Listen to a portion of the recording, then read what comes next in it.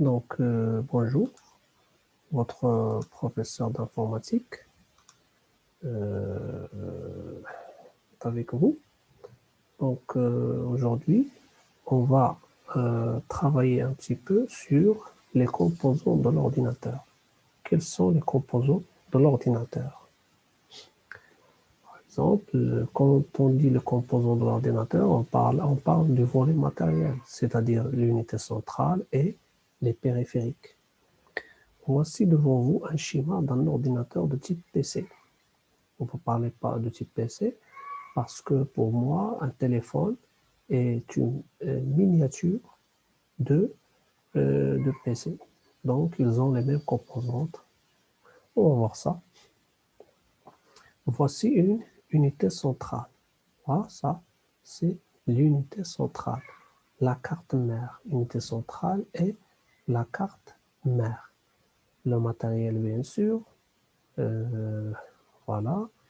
Donc, ici, on a le processeur. Ici, ce sont l'emplacement où on met les RAM. Et donc, il y a plusieurs composantes ici. Voilà une autre carte mère. Donc, les cartes mères se diffèrent selon le constructeur.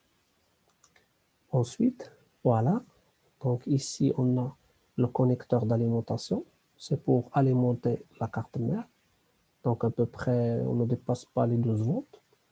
Il y a les ports disquettes, les slots mémoire, le chipset, c'est le processeur, socket processeur, connecteur d'alimentation, le port pour le son, les ports USB, on va mettre les clés USB, bien sûr.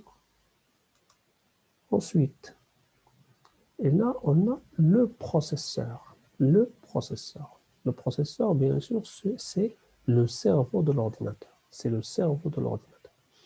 Donc, on a des types, des marques, selon les constructeurs. On a Pentium, Core 2, Athlon, Sempron, i3, i5, i7, Turion et Phenom. Donc, pourquoi je parle des composants de l'ordinateur? Parce que les composantes de l'ordinateur, comme par exemple, si je vais par exemple acheter un ordinateur, donc bien sûr, je dois connaître le processeur, je dois connaître le disque dur, je dois connaître la RAM, je dois connaître tout. C'est pour ça que je vous montre ça. Donc pour i3, i5 et i7, ça veut dire intelligent. i3, i5 et i7, c'est-à-dire intelligent. Au début, il y avait Pentium. Ensuite, il y a eu Core Duo. Core Duo, c'est-à-dire qu'il y a 2 cœurs.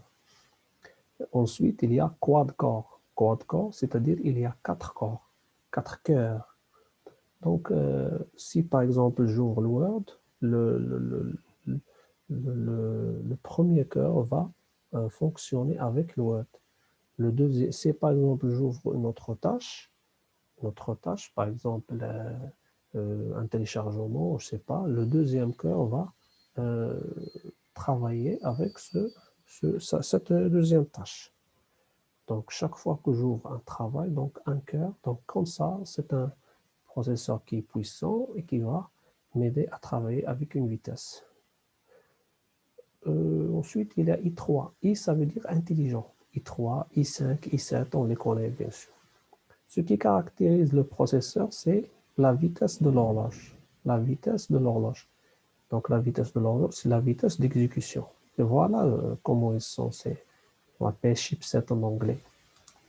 Ensuite, il y a ce petit boîtier avec les numéros et tout ça. Ça s'appelle la ROM. La ROM, Read Only Memory. Read Only Memory. Ça, c'est une mémoire, une petite mémoire qui aide l'ordinateur à fonctionner. Ensuite, il y a la mémoire vive. La mémoire vive, les capacités entre 512, 2 Go, il y a 4 Go, il y a 8 Go. Donc, la mémoire vive, elle aussi aide l'ordinateur à fonctionner. C'est une mémoire intermédiaire entre le processeur et le disque dur. Ensuite, il y a la carte graphique et la carte son. La carte graphique, c'est celle qui s'occupe de l'affichage. La carte son, bien sûr, elle s'occupe du son. Donc, la carte graphique. La carte graphique, par exemple, si j'ai un problème parce que un problème d'affichage, je ne sais pas, donc je dois penser, par exemple, qu'il y a un problème d'affichage. Ensuite, il y a la carte son. La carte son s'occupe du son. Ensuite, il y a les cartes d'extension, c'est-à-dire des cartes que je peux ajouter. Il y a la carte Wi-Fi, il y a la carte USB. Je peux les ajouter. Ensuite, par exemple, ici, je vois ce monsieur-là qui est en train d'installer une RAM dans la carte mère. Bien sûr, avec le PC et l'unité centrale, il y a d'autres choses. Il y a par exemple un périphérique, il y a les périphériques d'entrée. Les périphériques d'entrée, ce sont les périphériques qui, par exemple, qui donnent un signal qui entre à l'unité centrale. C'est pour ça qu'on les appelle l'entrée. Bien sûr, vous connaissez le clavier. Donc le clavier, il faut savoir impérativement utiliser les raccourcis parce que les raccourcis aident à travailler très bien et avec une vitesse sur un PC. Ensuite, il y a les périphériques d'entrée et de sélection. Je parle de la souris. Il y a la souris optique, il y a la souris avec ou sans fil. Donc, on connaît bien sûr la souris. Il y a ensuite le scanner. Le scanner, c'est une machine qui transforme un fichier papier en un fichier numérique. Donc, sa résolution est DPI. DPI, ça se dit en anglais dots per inch, c'est-à-dire point par pouce. Point par pouce. Donc, c'est point par pouce. Ensuite, je vais parler des périphériques de sortie. Les périphériques de sortie, je parle, ce sont des périphériques qui reçoivent le signal de l'unité centrale. Donc, le signal sort de l'unité centrale pour entrer dans ces périphériques-là. Il y a l'imprimante, il y a deux types, celle qui utilise le jet d'encre et celle qui utilise le laser. Le laser, c'est bien sûr la nouvelle technologie. Leur résolution, c'est dots per inch, c'est-à-dire point par pouce. Chaque fois que le nombre affecté à cette résolution est grande, plus l'imprimante est chère. Ensuite, il y a les écrans. Les écrans, pour moi, il y a trois catégories. Il y a le plasma, il y a le LCD et il y a le LED. Le plasma, c'est une technologie de télévision et des écrans qui fonctionnent avec un liquide qui s'appelle plasma. Ensuite, il y a les LCD. LCD, c'est-à-dire liquide cristal display. Donc, on voit que le liquide, c'est un liquide de cristal. Ce liquide de cristal change de couleur si on lui appose des variations d'électricité. Ensuite, il y a les périphériques d'entrée et sortie. Ce sont des périphériques d'entrée et de sortie. Donc, par exemple, les clés 3G, 3G, 4G, il y a les modems, il y a les box ADSL, il y a les routeurs Wi-Fi. Ensuite, on va parler des mémoires de masse, le stockage de l'information. Par exemple, bien sûr, pour stocker les informations, la première chose qui nous vient à l'esprit, bien sûr, c'est le disque dur. Le disque dur, donc les capacités, par exemple, commencent à peu près de 80 Go jusqu'à 2 Tera. 1 Tera, c'est 1000 Go. Donc, il y a trois types de disques, il y a trois catégories, trois technologies. Il y a le disque E2E, le disque SATA et le disque SSD. Donc, vous voyez, ça, c'est l'ancienne technologie. C'est comme des CD, comme le magnétophone, mais la nouvelle technologie, c'est ça. C'est ça, ces petites boîtiers noirs.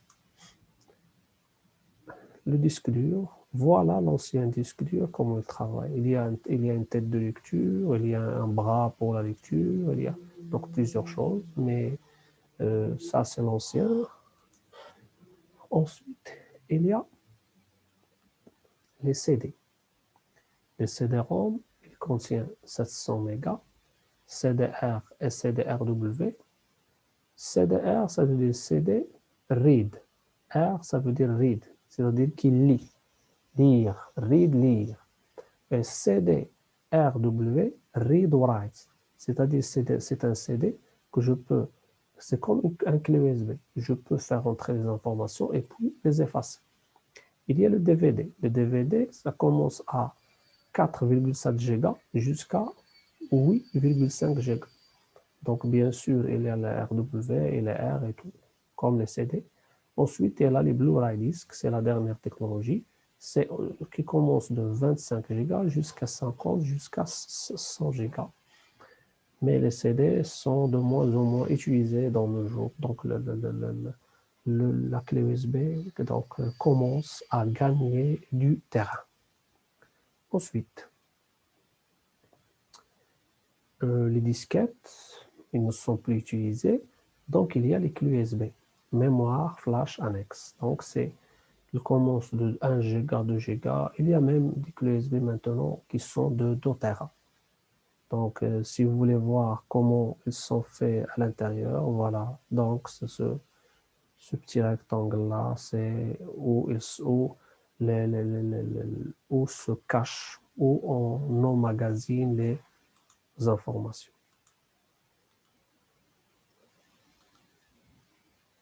Donc, voilà.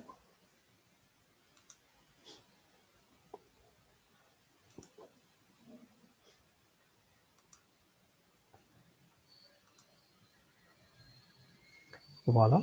Donc, récapitulons. L'unité centrale est le boîtier qui contient tous les éléments essentiels de l'ordinateur. L'unité centrale doit être connectée à un ensemble de périphériques externes. Donc, un PC est composé au minimum. Il y a l'unité centrale, l'écran pour voir, un clavier et une souris. Mais je peux pas connecter plusieurs choses. Par exemple, connecter une imprimante, connecter un scanner, je peux faire beaucoup de choses. Donc, regardez le démontage d'un PC portable. Le démontage. Ça, c'est l'écran, ça, c'est le clavier, ça, c'est ce qu'il y a à l'intérieur. Donc, le processeur. Le processeur, c'est le cerveau de l'ordinateur. Donc, il réalise tous les calculs nécessaires au fonctionnement de l'ordinateur. Donc, donc, il ne faut pas oublier qu'il fait des calculs. Il fait des calculs, calculs de l'addition, la soustraction, la multiplication et la division. Donc, c'est une puce électronique. Par exemple, bien sûr, il faut avoir un ventilateur pour pouvoir refroidir le processeur.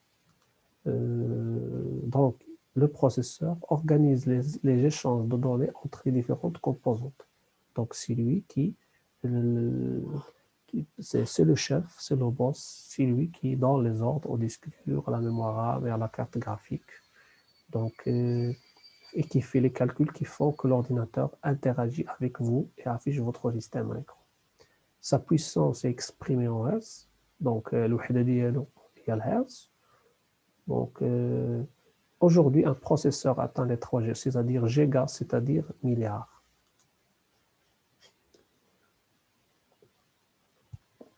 Donc, cette gigahertz, c'est la vitesse, il influe sur la vitesse de fonctionnement du processeur. Donc, les deux principaux constructeurs de processeurs, il y a AMD et Intel.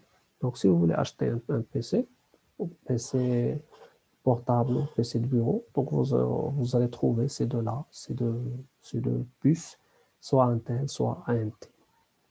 La carte mère, il se trouve au centre de l'ordinateur et connecte tous les composants de PC. Donc, il contient bien sûr les connexions, pour le processeur, la mémoire et les unités de stockage. Donc, il y a ici plusieurs routes. C'est comme une ville ici. Il y a des routes entre tout, entre le processeur, entre les mémoires, entre les unités de stockage. Donc, il y a bien sûr une carte graphique et une carte son. Bien sûr, il y a le bloc d'alimentation.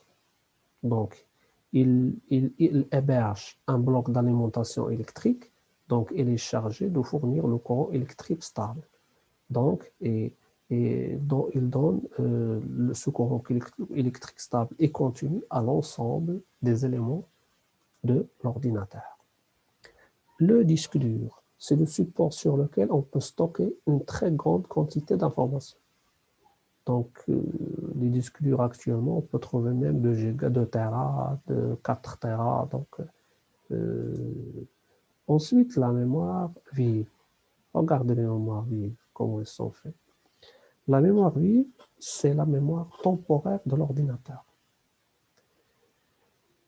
Donc, l'importance de la mémoire RAM, c'est qu'à l'intérieur de la RAM, il y a tous les fichiers sur lesquels utiliser et sur lequel l'utilisateur est en train de travailler. Par exemple, si vous ouvrez un Word, donc ce Word, vous allez le trouver dans la mémoire RAM.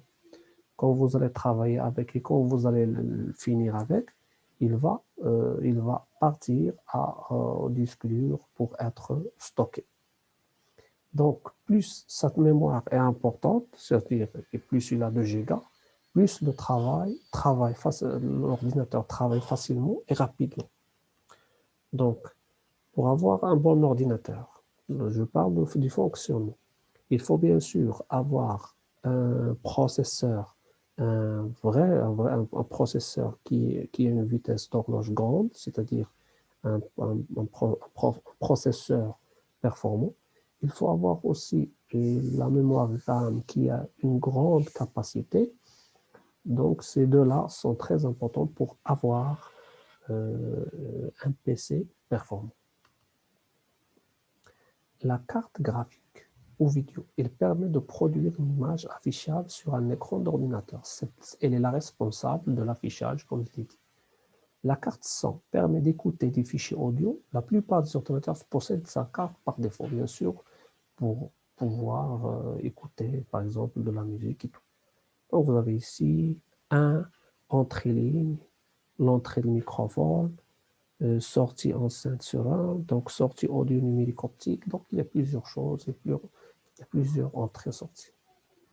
Donc, ceci n'est plus à démontrer, bien sûr. La souris, le clavier, tapis de souris, disque dur, lecteur, graveur DVD, bloc d'alimentation, l'emplacement carte vidéo son, la barrette mémoire, le processeur et son ventilateur et les haut-parleurs internes. Bien sûr, donc ici, le lecteur DVD, le disque dur et l'alimentation. Ici, ce sont les branchements arrière où il y a le réseau, le souris et tout.